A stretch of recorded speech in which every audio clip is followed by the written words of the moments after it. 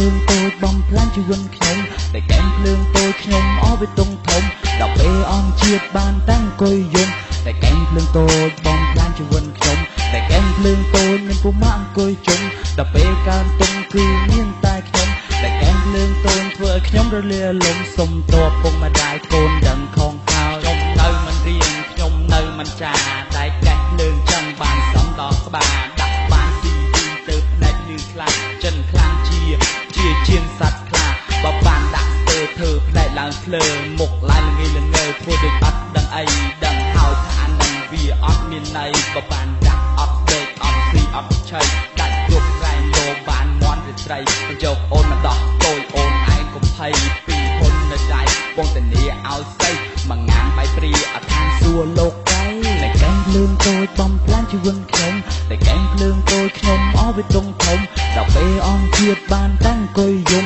តែកែងភ្លើងតូចបំផ្លាញជីវិតខ្ញុំតែកែងភ្លើងតូចមានពុំមកអង្គុយជុំដល់ពេលកើនទុំគឺមានតែខ្ញុំតែកែងភ្លើងតូចធ្វើឲ្យខ្ញុំរលាលំសុំតបពុកម្ដាយកូនដឹងខងហើយខាងដុកខាងដាំងពួកម៉ាក់កុំភ័យអារឿងប៉ុណ្ណឹងចាំស្អែកវាគិតថ្មីឥឡូវក៏ក្ដួនរងមកបំបត្តិភ័យជន់ជាងខ្សែកឬក៏ផ្លាក់ឯទូរស័ព្ទឬអព្រោះតែវ៉ាន់ថ្មីអុបបែឡាទ័រទៅកងចាស់ធានាដៃបផ្សាយអ្នកខំតើគ្នាលោកលៃតែសុំមួយសិនកុំឲ្យវាញ័រដៃតែកែងភ្លើងតូចបំផ្លាញជីវិតខ្ញុំតែកែងភ្លើងតូចខ្ញុំអស់វាតុងធំដល់ពេលអង្គជាតិបានតាំងអង្គុយយំតែកែងភ្លើងតូចបំផ្លាញជីវិតខ្ញុំតែកែងភ្លើងតូចមានពុំមកអង្គុយជុំដល់ពេលកើនទុំគឺមានតែខ្ញុំតែកែងភ្លើងតូចធ្វើឲ្យខ្ញុំរលាលំសុំតបពុកម្ដាយកូនដឹងខង